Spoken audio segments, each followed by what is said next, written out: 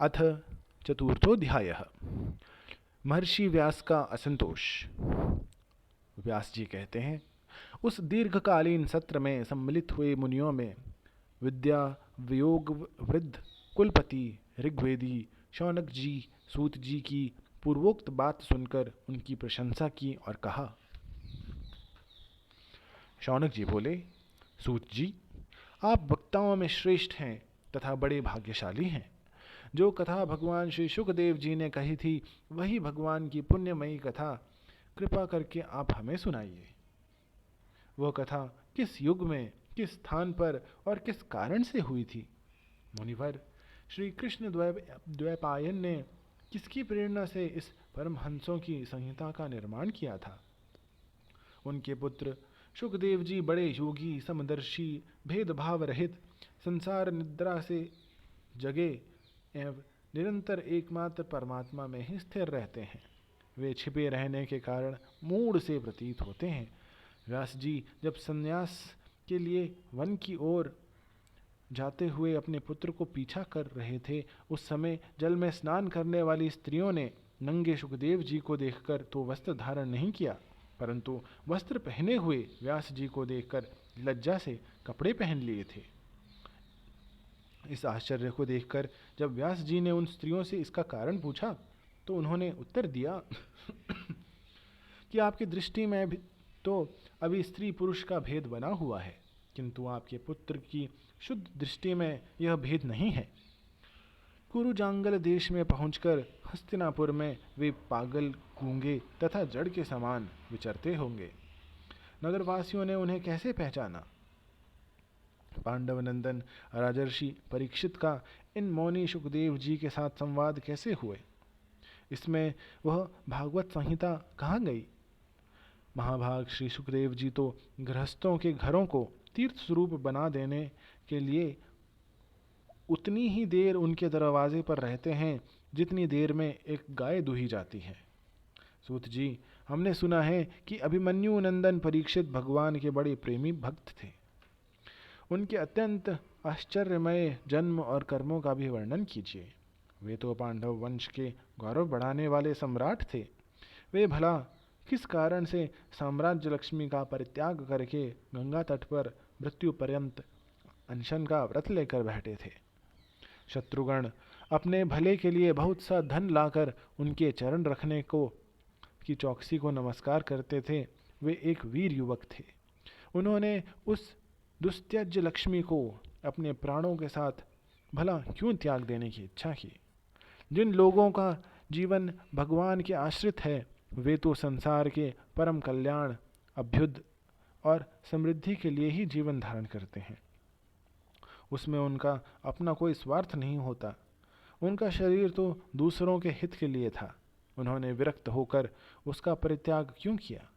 वेदवाणी को छोड़कर अन्य समस्त शास्त्रों का आप पारदर्शी विद्वान हैं। सूत जी, इसलिए इस समय जो कुछ हमने आपसे पूछा है वह सब कृपा करके हमें कहिए। सूत जी कहा, इस वर्तमान चतुर्युगी के तीसरे युग द्वापर में महर्षि पराशर के द्वारा वसुकन्या सत्यवती के गर्भ से भगवान के कालावतार योगीराज व्यास जी का जन्म हुआ। एक दिन वे सूर्योदय के समय सरस्वती के पवित्र जल में स्नानादि करके एकांत पवित्र स्थान पर बैठे हुए थे। महर्षि भूत और भविष्य को जानते थे। उनकी दृष्टि अचूक थी। उन्होंने देखा कि जिसको लोग जान नहीं पाते, ऐसे समय के फेर से प्रत्येक युग में धर्म संकरता और उनके प्रभाव से भौतिक वस्तुओं की भी शक्ति का ह्रास होता रहता है। संसार के लोग श्रद्धाहीन और शक्ति रहित हो जाते हैं। उनकी बुद्धि कर्तव्य का ठीक ठीक निर्णय नहीं कर पाती और आयु भी कम हो जाती है। लोगों की इस भाग्यहीनता को देखकर उन मुनीश्वर ने अपनी दिव्य दृष्टि से समस्त वर्णों और आश्रमों का हित कैसे हो, इस पर विचार किया। उन्होंने सोचा कि वेदोक्त चातुर्वृत्त कर्म लोगों का हृदय शुद्ध करने वाला है। इस दृष्टि से यज्ञों का विस्तार करने के लिए उन्होंने एक ही वेद के 4 विभाग कर दिए। व्यास जी के द्वारा ऋक्, यजुः, साम और अथर्व इन 4 वेदों का उद्धार हुआ। इतिहास और पुराणों को 5वां वेद कहा जाता है। उनमें से ऋग्वेद के पैल, समगान के विद्वान जैमिनी और यजुर्वेद के एकमात्र स्नातक वैशंपायन हुए। अथर्ववेद में प्रवीण हुए दरुण नंदन सुमंतु मुनि। इतिहास और पुराण के स्नातक मेरे पिता रोमहर्षण थे। इस पूर्वोक्त ऋषियों ने अपनी अपनी शाखा को और भी अनेक भागों में विभक्त कर दिया। इस प्रकार शिष्य, प्रशिष्य और उनके शिष्यों द्वारा वेदों की बहुत सी शाखाएं बन गई। कम समझने वाले पुरुषों पर कृपा करके भगवान वेद व्यास ने इसलिए ऐसा विभाग कर दिया कि जिन लोगों को स्मरण शक्ति नहीं या कम है वे भी वेदों को धारण कर सकें। स्त्री, शूद्र और पतित द्विज आदि तीनों ही वेद श्रवण के अधिकारी नहीं हैं। इसलिए वे कल्याणकारी शास्त्रोक्त कर्मों के आचार में भूल कर बैठते हैं।